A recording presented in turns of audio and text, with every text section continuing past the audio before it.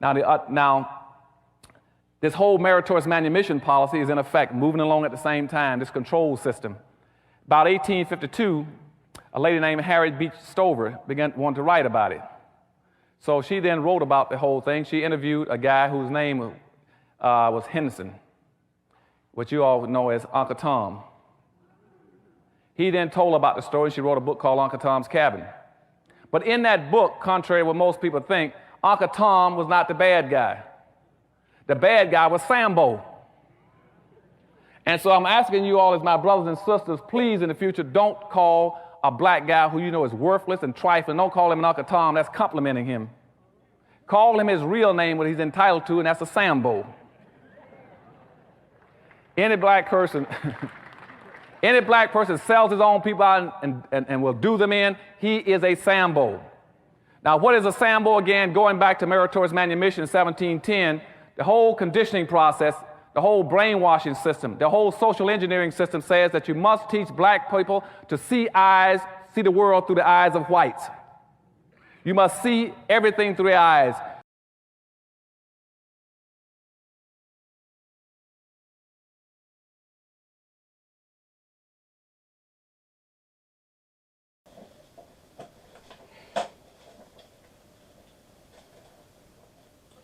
Hi, this is Dr. Joe Green, head pastor of Antioch Assembly Church in Harrisburg, Pennsylvania, also the founder of the 2019 movement, and I want to share a couple thoughts with you. This is what many call Black History Month or Black Heritage Month, and what I found over the years as I study Black history and the history of relationships between people of color and whites in America. Recently, there has been this severe rewriting of history, and with the rewriting of history, there's a manipulation that's taking place among people of color, and especially how we relate to whites in America. A lot of the stuff that's out there is meant to cause racial unrest. The powers that be, the globalists, the Illuminati, for years have been trying to cause race riots in America. And I'm not saying there hasn't been issues between races, especially black and white, but when you really look deeper underneath the surface, you will see that there's a larger conspiracy that's taking place. Recently there was a shooting in Florida at a high school, a young man who was 19 years old who was identified as the shooter. Now they're attaching him to white supremacy. And whenever I hear these things, when I hear these mass shootings, I always go back to the false flag that the Illuminati has used throughout the years, throughout the centuries, not only in America, but around the world. If you look at the Vietnam War, that was based on a false flag. It was called the Gulf of Tonkin, that they went in and they had people to pretend like they were Vietnamese and fire on Americans so that they could justify going into the Vietnam War. If you look at Nazi Germany, the same thing happened. They had people dress up in, uniforms of opposing forces in order to get Germany to go into the war.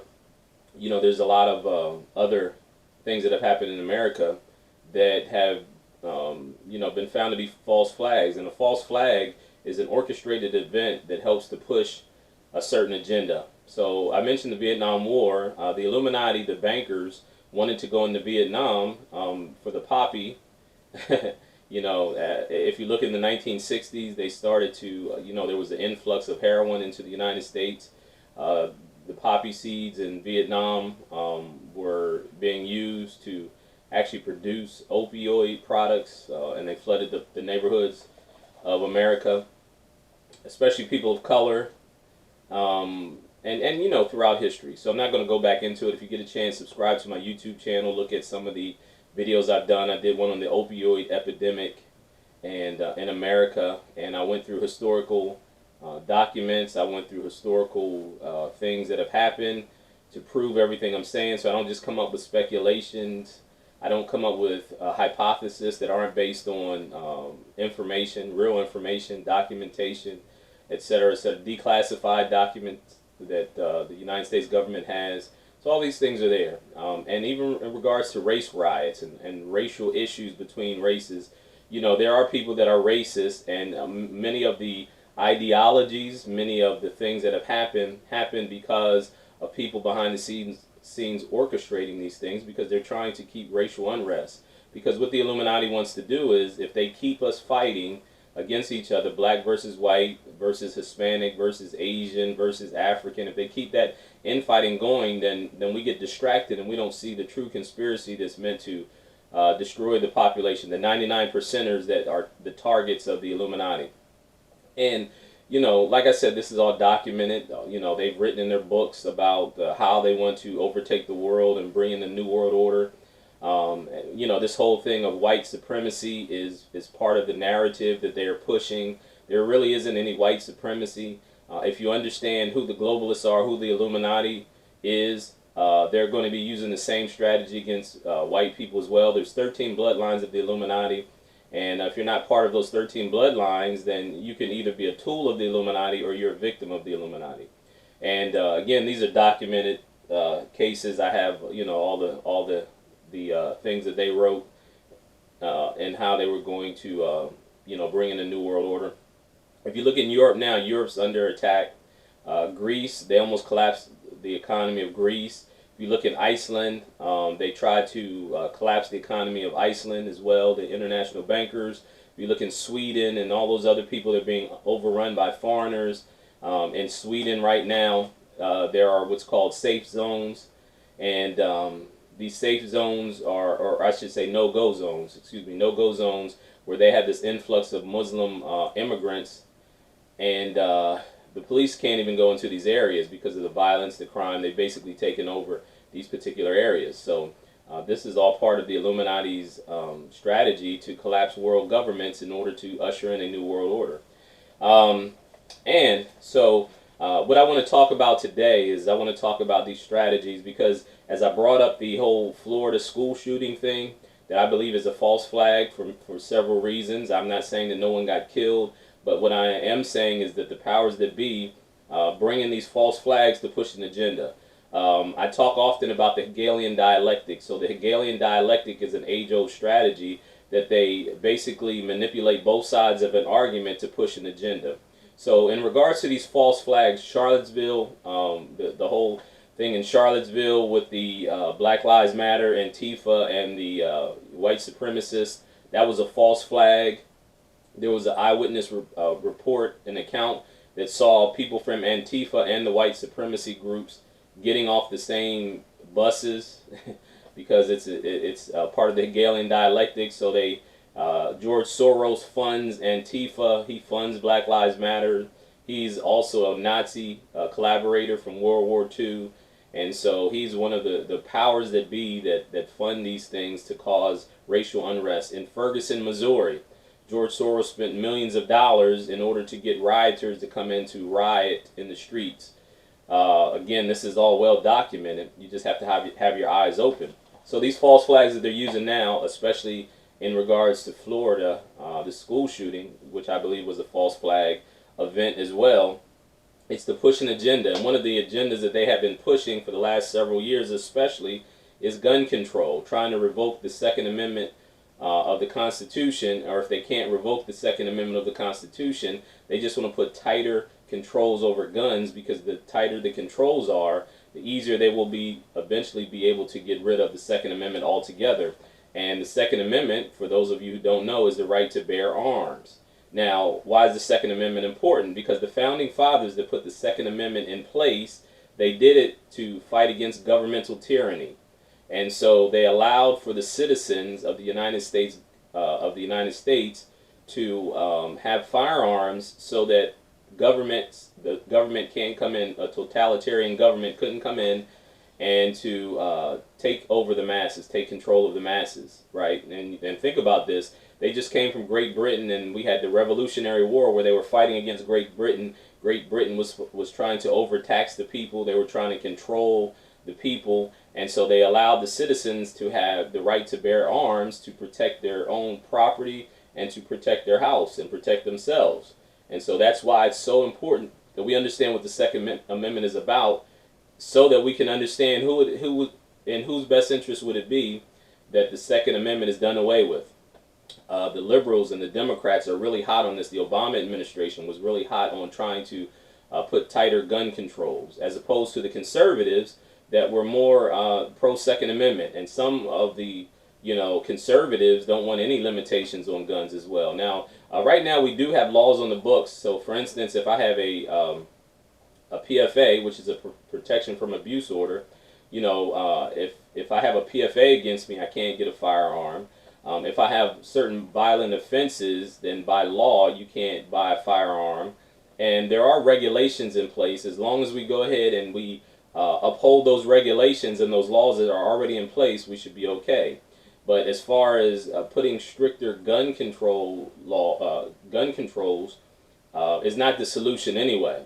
If you look at in the inner cities and the states that have the highest rate of gun homicides are traditionally the ones that have the strictest gun laws. So Washington, D.C. has some of the strictest gun laws in the country. They have high homicide rates. Chicago, Illinois. Chicago is some of the strictest gun laws. Michigan has some of the strictest gun laws. New York. These states have, Philadelphia has some of the strictest gun laws in the country, and they still have very high homicide rates, gun murders. So that's not the solution. But let me get a little bit deeper of what I'm talking about. Traditionally, black people have been conservative, and we still have conservative values, but there's been a shift lately because of the social engineering and because of the manipulation using the media and various sources. They have gotten black people in America to become more and more liberal, or to support liberal causes. So let's look at this, and especially in regards to the Second Amendment. But if you look at black families and the black community, we have had traditionally conservative views. So you think about, they did a study, and they have done studies over the years, and black people are considered the most spiritual people in America. When I say the most spiritual, I mean identify themselves as religious people, God-fearing, church-going people. We have traditionally been that. In the highest of all ethnic groups, we're number one. And that's all the data and the research that has been done over the years. This is a recent one, and one that was done a couple of decades ago. Black people identify themselves as being the most spiritual people. If you understand that it was in the 60s with the liberal movement and the Democrats that their intention was to corrupt the black culture in order to control black people, because we got out of slavery and then we had Jim Crow. Jim Crow laws in the 60s and the civil rights movement, blacks began becoming more and more independent. The communities began to get stronger, and so a way to control the black population was to really push the liberal agenda, and that was done through the Democrats. Black people had been Republicans and had been conservative as long as we were able to identify with any political party. So it was in the 60s and LBJ that they really started to push this liberal agenda, and it targeted especially minority groups and people of color, and they began to corrupt the culture with liberal ideology. So in the 60s you had the free love and the sexual revolution. That was meant to corrupt the society and corrupt the morals of society. If you understand what the blaxploitation films were in the late 60s and early 70s, that was intentionally done in order to corrupt the black culture. Because like I said, black people were churchgoers, we were had strong family structures, and I'm not saying we were perfect or we didn't have our issues, but the principles that we stood for and we identified with were the ones that were conservative. So we were pro-family, pro-life, pro-God, church-going, God-fearing people. If you look at the civil rights movement, the foundation of that was the church. And even the other part of the civil rights movement through Malcolm X was through the Nation of Islam, which was a religious organization. So black people have the foundation of the black community was our relationship with God. And so liberalism has come in and attempted to corrupt that. Blaxploitation. The movies such as Superfly, Shaft, The hottest trend in Hollywood, black movies to satisfy black audiences, a lucrative 40 to 50% of the box office intake. Call him Shaft, Slaughter, or Superfly, they're all one and the same. A black hero who always wins, fighting the mob or the man. In Shaft's big score, the superhero outruns, outshoots, outtalks the white mafia trying to take money from a child care center in Harlem. They don't make it, thanks, of course, to John Shaft. But while the superheroes can handle the syndicate, they're having a little difficulty with some black leaders who see the new wave of films as exploitation. They complain that since white production companies like MGM, Warner Brothers, and American International still get the big profits, it's nothing less than a modern version of the white-owned ghetto business, taking money out of the black community and leaving nothing in return. There is another complaint, the problem of image. We have two images that we have always had projected about black folks in movie. The inferior nigger, shuffling, head-scratching type, and that's in quotes. And the super nigger, which is the new kind of image being projected. But never or hardly ever the normal, ordinary black person or the ordinary hero without any psychedelic dressing added. Innes claims that the superheroes like Shaft and Slaughter bear little relationship to the black experience. Slaughter seeks revenge for the mafia killing of his parents, and there is no problem he can't handle. The objection is the image of the slick, all-powerful hero portrayed for young people instead of a realistic figure of black manhood. Of a black James Bond, but Superfly is something else. Filmed in Harlem by an all-black crew, the hero is a cocaine dealer who succeeds in a massive dope sale and manages to elude the bad guys to get away. It is exactly the kind of image the black critics hate.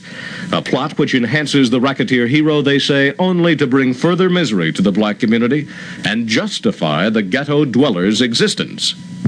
Are you afraid of the dope pusher as hero for the black youth in the ghetto, for instance? Well, aren't you? You know, all these Foxy Brown, all these movies that they did in Hollywood, they called it blaxploitation genre because what they did was they tried to rewrite the black culture to make us less God-fearing people, less family-oriented, and so the drug dealer, the pimp, and all these other people were elevated in our culture. And that wasn't our culture. Not that there weren't people that were involved in that, but it wasn't the primary part of our culture.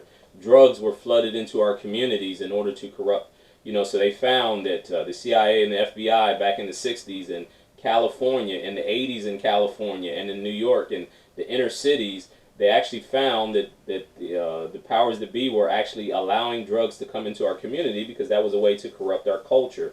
There's Freeway Ricky Ross is a famous person, there's a rapper that imitated him, but and Gary Webb was an investigative reporter that got killed. They said that he committed suicide, but there's a movie called Kill the Messenger, and it's based on a book that Gary Webb wrote, and through his investigative reporting, he found out that the CIA actually were behind the crack cocaine epidemic, you know, the Iran-Contra affair that happened in the 80s with Oliver North and the CIA, and where they were exchanging weapons with cocaine with the Iran-Contras, with the Contras in South America. It was called the Iran-Contra affair. So this is all documented. This was a part of the larger strategy, and you know, just another side note, when they were transporting cocaine into America, they landed it in Mena, Arkansas, where Bill Clinton was the governor. So Bill Clinton allowed the CIA, to come in and land their planes in Arkansas, and they would use that to distribute cocaine throughout the inner cities, especially, and throughout the nation. And then, of course, they made a deal with Bill Clinton and allowed him to become president. But anyway, again, these are all documented. The part about Bill Clinton, them making a deal with him, that's not documented, but everything else I said has been documented. That they were allowing cocaine to be transported in America, that's well documented. Oliver North actually got in trouble for being a part of this conspiracy. You know, Bill Clinton being the governor was part of it as well. So these are things that are well documented. Again, you have to do your research and find out what's going on in order to see that all these things have been happening. So black people have traditionally been more conservative. We've been pro-marriage. In 2008, they had what's called Proposition 8 in California, where they were voting on whether or not to allow gay marriage to be legal. And black people at a 70% clip voted against allowing gay marriage to be legal. They they voted for traditional marriage between a man and a woman because we have traditionally stood for conservative principles. And in the 60s, that shift took place, and that was well orchestrated, and they continue to push. So many people that were identified as black leaders, the Jesse Jacksons, the Al Sharptons, et cetera, if you look at them now, even the Congressional Black Caucus, they stand for liberal conservative liberal ideology, even though the community is conservative. So they stand with gay marriage, they stand with abortion, they stand with illegal immigration, they stand with all these things that are more aligned with the liberal ideology, and that's intentional. So, and they're very ineffective. The Congressional Black Caucus and some of these leaders, the John Lewis, Maxine Waters, and these type of people, they really aren't helping our community, and they're getting more and more money where the communities are still starving that they serve. If you look at the liberal mayors, the black mayors in Baltimore, Detroit, Chicago, et cetera, they stand for gay rights, and they're for Planned Parenthood and abortion rights, and all these things that go against the values of our community, and our communities are suffering. These communities I just mentioned always have high homicide rates. In the inner city, they have high rates of unwed pregnancies. They have a lot of drugs, a lot of crime, criminal activity inside these communities, and all that's done to help to corrupt the culture. So let's talk about the Second Amendment, though. The Second Amendment historically has been an issue that African American people have stood for. So I'm going to give you some real black history, not the black history that they try to tell you, because what they try to tell you is that all blacks were slaves and all white people were slave owners. That's not true. Only 1.6% of whites were slave owners, and there were also even black people that owned slaves in the South as well.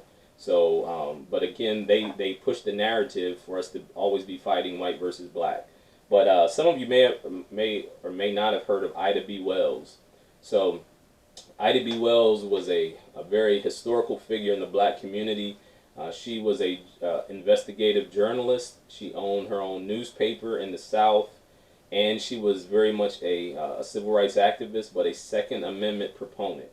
So civil rights and the Second Amendment have gone hand in hand. In her harrowing 1892 treatise on the horrors of lynching in the postbellum American South, the journalist, suffragist, and civil rights champion Ida B. Wells established for her readers the value of bearing arms.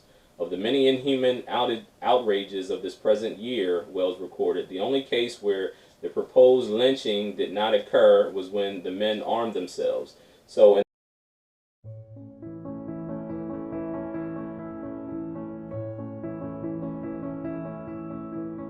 Wells became a leader in anti-lynching and essentially almost invented it, I would say, because of a sort of terrible personal experience she had. It was a terrible lynching in Memphis in which 3 black men were killed, and one of them was a man named Thomas Moss, a local businessman as well as a local mailman who was a friend of Wells along with his wife. Wells is out of town when this happens, and she comes back to find black people fleeing Memphis, her friend Thomas dead along with 2 other men. She had been thinking that, she would live in the South and she would work to make it a better place. But when she looked at someone like Thomas Moss, who had been a devout churchgoer, taught Sunday school, invested in his own business, done everything that the sort of world said that blacks needed to do to get ahead, and then had ended up being lynched, she began to question whether you could really do anything in the South. She published an editorial that went essentially too far in saying all this, and a white mob stormed the office of the Free Speech and destroyed the printing press. Wells was fortunate she wasn't there, but the mob left a note basically telling whoever was printing the newspaper that they should leave town and putting a death threat. She ended up in New York, where she was hired by T. Thomas Fortune, the publisher of the New York Age, and led what was basically sort of the first anti-lynching campaign, where she identified lynching as a crime and was trying to push the government and social reformers to take action about it. Anti-lynching would become a major commitment for the NAACP, the National Association for the Advancement of Colored People, and it would also be a major commitment of Black women's clubs and other civil rights organizations.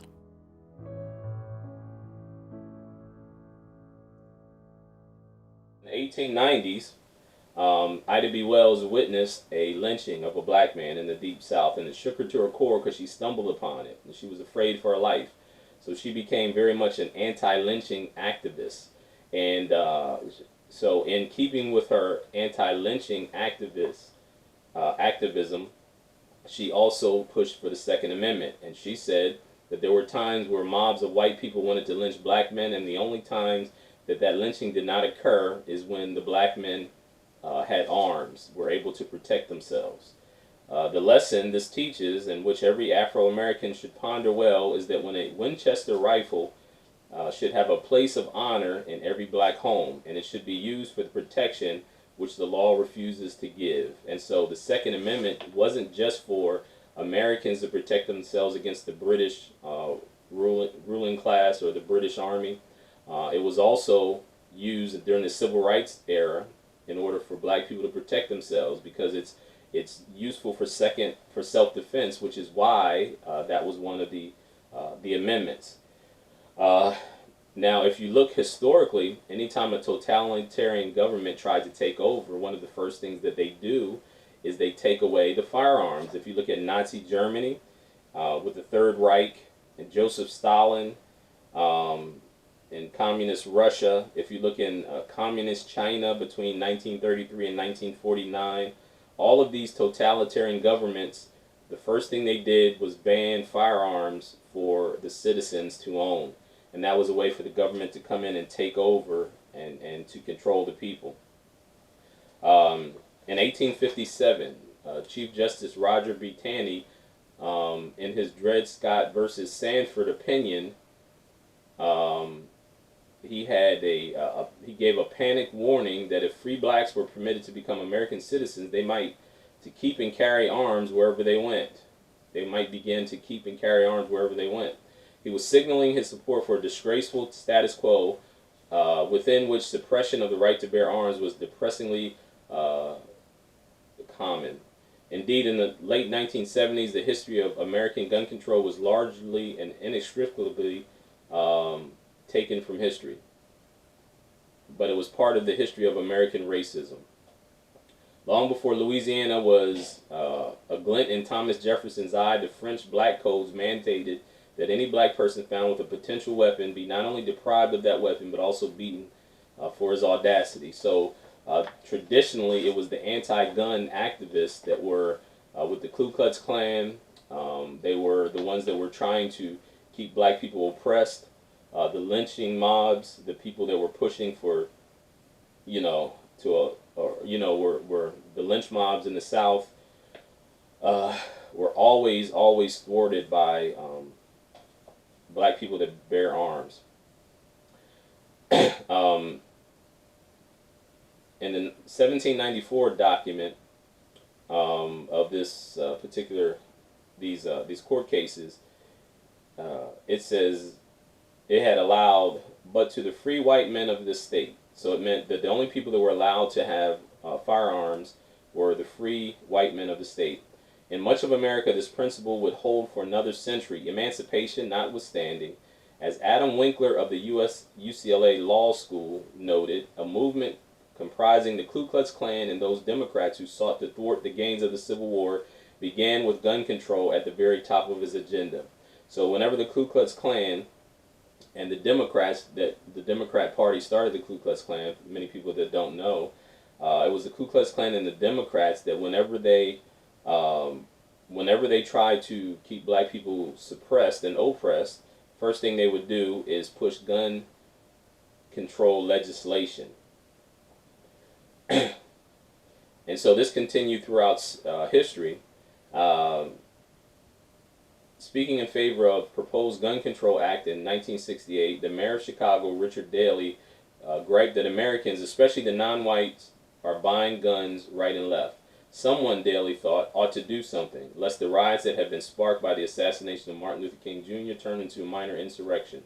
That year, Congress obliged passing a set of harsh restrictions on the importation of firearms and in effect outlawing the inexpensive foreign weaponry on most inner city blacks had come to rely on.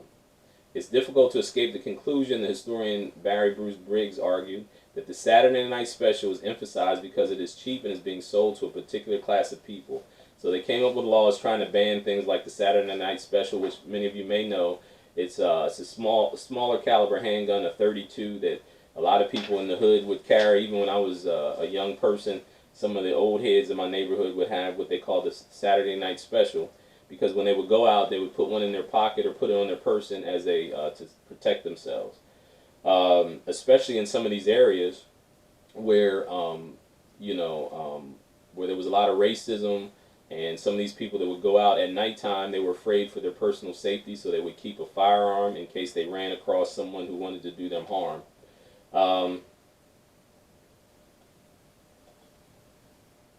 In California, it's the Gun Control Act of 1968 was passed not to control guns, but to control blacks. This is with the left-wing writer Robert Sherrill. He put it even more bluntly in his classic anti-gun tome, The Saturday Night Special, in 1973.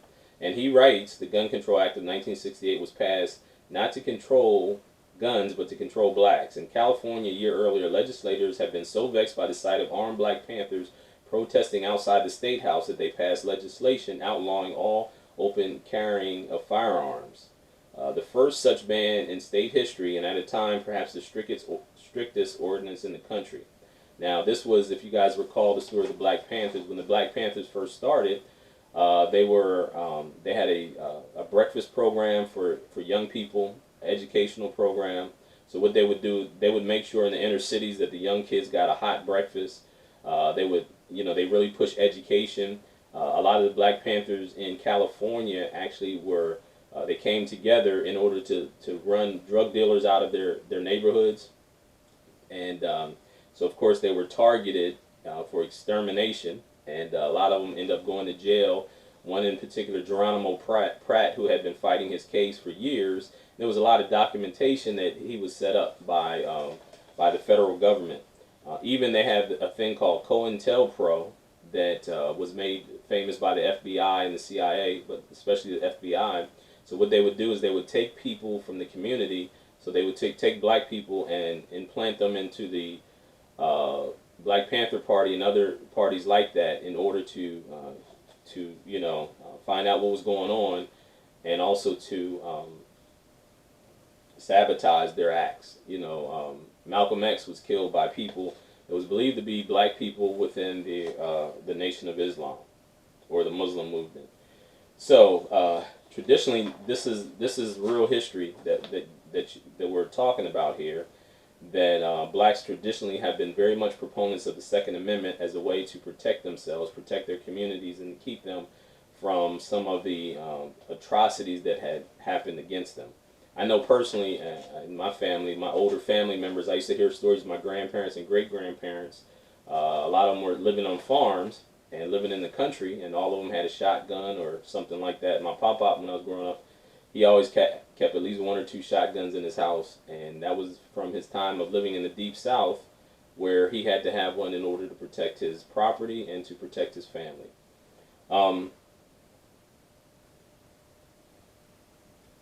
It's funny, but this is about Martin Luther King, and so just reading. I'm trying not to read all of the information. There's a lot of research that I have. I'm just sorting through it so I can make sure that I don't give you too much information, but I want you to check this out for yourself. The distinction between insurrection and self-defense was one that Martin Luther King Jr. himself insisted he observe. While violence as a tool of advancement, organized as in warfare, deliberately and consciously, was likely to invite incalculable perils, King held, violence exercised merely in self-defense, all societies from the most primitive to the most cultured and civilized accept as moral and legal. So before he really pushed his nonviolent movement, which was spearheaded by Bayard Rustin, who was the one who helped him to organize the March on Washington, Martin Luther King said that violence exercised merely in self-defense all societies from the most primitive to the most cultured and civilized accept as moral and legal. So he believed that it was morally and legally acceptable to use violence just to protect your family and your property. Or, as the Mississippi farmer and civil rights leader Hartman Turnbow put it more with elan, by opening fire on Klan members who were attacking his home, I wasn't being nonviolent, I was just protecting my family, he said. Frederick Douglass responded, a good revolver, a steady hand, and a determination to shoot down any man attempting to kidnap them. The number of instances in which assailed blacks were required to defend themselves against captors, lynchers, and our unlovely array of people who wish them physical harm is nothing short of remarkable. So he attributed the use of firearms for self-protection as one of the ways that kept him from getting lynched, captured, or physical harm being done to him.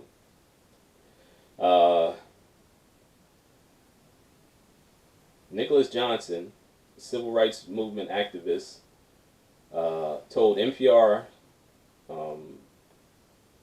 not long in 2013, blacks were human beings who were prone to respond to terrorism the way anybody else would.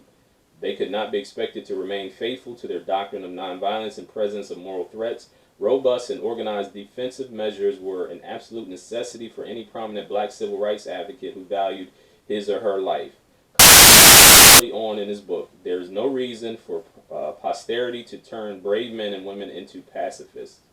Cobb should know, he was there. I worked in the South, he recalled during his interview with NPR. I lived with families in the South. There was never a family I stayed with that didn't have a gun. I know from personal experience and experiences of others that guns kept people alive. Martin Luther King's home, Cobb recollected, was an arsenal.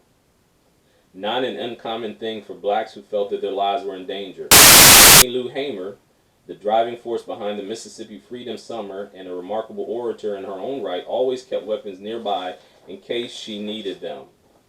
She once wrote to a friend, I'm not going to read this quote because it's kind of provocative. She uses a racial slur against white people. She says, the first person who ever looks like he wants to throw some dynamite on my porch won't write his mama again. And of course, this is not condoning violence. I'm not encouraging people to go out and get a firearm. I'm just talking about historically, the Second Amendment was one thing that black people always supported, and it was something that they felt was necessary in these very racially segregated areas that allowed them to protect themselves. And it was the Ku Klux Klan who traditionally, when they went into an area to try to oppress and suppress blacks and do harm to them, that they would push for anti-gun legislation. Time and time, armed blacks successfully defended themselves against both private actors and state-sponsored terrorism, thereby chipping away at the perception that they were easily assailable and strengthening the movement that would eventually put an end to their oppression. Julian Bond, the SNCC's founder, has reasonably mocked the modern historical narrative as being more than Rosa sat down, Martin stood up, and the white kids came down and saved the day. Johnson and Cobb have put vital flesh on these bones. The nature of the rebels, eventually victory, is complex. The work of thousands of reformers, both celebrated and ignored. Within the true account, there is ample room for a slogan that gun manufacturer Colt popularized in its early brochures. Abe Lincoln may have freed all men, but Sam Colt made them equal. So this is Julian Bond, who was a very famous civil rights activist as well. This is about Harriet Tubman. Now, Harriet Tubman, of course, most of you know, she's going to replace Andrew Jackson, President Andrew Jackson, on the $20 bill. She has been described in this article as a gun Republican, and that many people may have a problem with her replacing Andrew Jackson.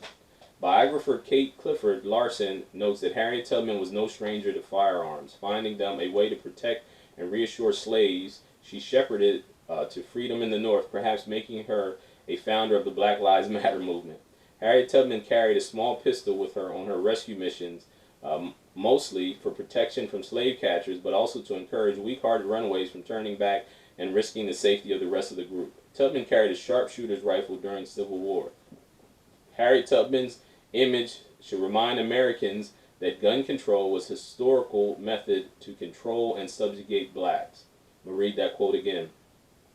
Harriet Tubman's image should remind Americans that gun control was a historical method to control and subjugate blacks. UCLA constitutional law professor Adam Winkler writes to The Atlantic, indisputably, for much of American history, gun control measures, like many other laws, were used to oppress African Americans. The South had long prohibited blacks, both slaves and free, from owning guns. In the North, however, at the end of the Civil War, the Union Army allowed soldiers of any color to take home their rifles. Winkler also writes, and Winkler is this constitutional law professor from UCLA. And Winkler writes, the KKK began as a gun control organization. Before the Civil War, blacks were never allowed to own guns. During the Civil War, blacks kept guns for the first time. Either they served in the Union Army, or they could keep their guns or buy guns on the open market, where the first time there's hundreds of thousands of guns flooding the marketplace after the war ends. So they arm up because they know who they're dealing with in the South. White racists do things like pass laws to disarm them, but that's not really going to work. So they form these racist posses all over the South to go out at night in large groups to take those guns away. If blacks were disarmed, they couldn't fight back. Again, this is UCLA civil rights law professor, constitutional law professor by the name of Adam Winkler. In the case McDonald versus Chicago, McDonald, a 76-year-old African-American Army veteran living in the high crime area of Chicago, felt that the Second Amendment gave him the right to protect himself and his family with a gun, just as he once protected his country with a gun. The Supreme Court agreed with Justice Samuel Alito, referencing the 14th Amendment.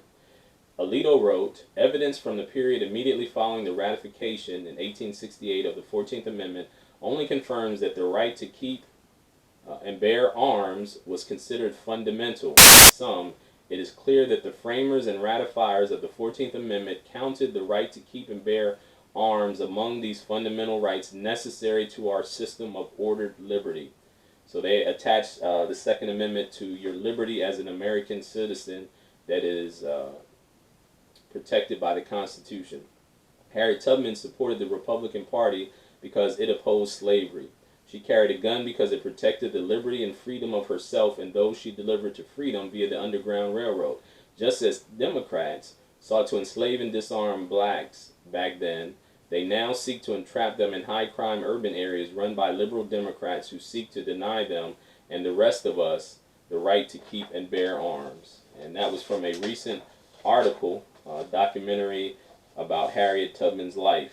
And so I want you guys to know what the real history is. You know, the liberals are rewriting history in a bad way. They're manipulating the minds of people of color, and they're taking us against our natural culture, which is more conservative, and also our rights that are protected now under the Constitution to bear firearms and protect ourselves. And so it would just beg the question, who would want to take away that right other than someone who wants to oppress a certain group of people? And I think that just like I always say with the 2019 movement, is these strategies that were specifically targeting blacks are the same strategies that the powers that be will now use to oppress and to manipulate the masses in order to control them and in order to push forward their agenda. So have your eyes open. Don't fall victim to these schemes of the enemy. And until next time, just look under the surface. It's the issues are much deeper than most of us even understand. And know your true history in order for you not to repeat the atrocities that have happened in the past. Those who do not learn from history are destined to repeat it. Shalom to you, blessings to you, love, joy, and peace.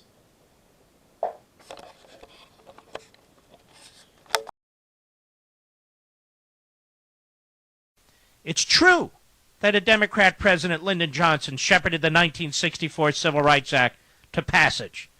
But who voted for it? 87% of Republicans voted yes to only 61% of Democrats who voted yes. In the Senate, 82% of Republicans favored the law, only 69% of Democrats. And among the Democrats who voted against it, Al Gore Sr., Robert Byrd, and William Fulbright. Robert Byrd would become majority leader of the Democrat Party. William Fulbright, Bill Clinton's primary mentor. The Republican presidential candidate in 1964 also opposed the Civil Rights Act. Barry Goldwater had been an enthusiastic backer of the 1957 and the 1960 Civil Rights Acts, both overwhelmingly opposed by Democrats. He was a founding member of the Arizona chapter of the NAACP. He hired many blacks in his family business and pushed to desegregate the Arizona National Guard. And he had a good faith objection to some features of the 1964 Act, writes Charon, which he regarded as unconstitutional. Goldwater was no racist. The same cannot be said of Fulbright, on whom Clinton bestowed the Medal of Freedom. Fulbright was one of 19 senators who signed the Southern Manifesto defending segregation. I've written about this at length myself, but I just want to repeat it. Okay, but didn't all the old segregationist senators leave the Democratic Party and become Republicans after 1964? No, just one, Strom Thurmond. The rest remained in the Democratic Party, including former Klansman Robert Byrd, who became president pro tem of the Senate. Former racists of both parties renounced their old views. Kevin Williamson of National Review points out Johnson himself voted against anti-lynching laws and poll tax repeals as a senator. And neither party has a perfect record on racial matters by any stretch. But it is a libel to suggest that the Republican Party, the anti-slavery party, the party of Lincoln, and the party that traditionally supported civil rights, anti-lynching laws, and integration became the racist party after 1964. The so-called Solid South Democratic voting pattern began to break not in the 1960s in response to civil rights, but in the 1950s in response to economic development in the Cold War. Black voters in the North, who'd been reliable Republicans, began to abandon the GOP in response to the New Deal, encouraged by certain activists to, quote, turn Lincoln's picture to the wall. That debt had been paid, said Robert Vann. The 1940s, the GOP garnered about only 25% of Southern votes. The big break came with Dwight Eisenhower's victories. Significant percentages of white Southerners voted for Ike, though the Democratic Party remained firmly segregationist, and though Eisenhower backed 2 civil rights bills and enforced the Brown decision by federalizing the National Guard. They also began to send Republican representatives to the House. So these Republican gains came not from the most rural and deep South regions, but from the newer cities and suburbs. If the new Southern Republican voters were white racists, one would have expected that Mississippi and Alabama and Georgia would have been the first to turn. Instead, as General Alexander notes in The Myth of the Racist Republicans, the turn toward the GOP began in Virginia, North Carolina, Texas, Tennessee, and Florida. Eisenhower did best in the peripheral states. And Alexander concludes, the GOP Southern electorate was not rural, nativist, less educated, afraid of change, or concentrated in the Deep South. It was disproportionately suburban, middle-class, educated, young, non-native Southern, and concentrated in the growth points that were the least Southern parts of the South. The point is, folks, Rangel is peddling a libel, and Republicans should say so loudly and often. No, the Republicans didn't change places with the Democrats. Yes, the Democrats have rewritten history and have hijacked the so-called civil rights movement, which now attacks with a broad brush law enforcement, opposes the voting franchise by refusing to support efforts to ensure that only those who can vote will vote, and promotes massive, big federal government, socialism and redistribution of wealth, and all those things that are anti-liberty. Because that's what they are.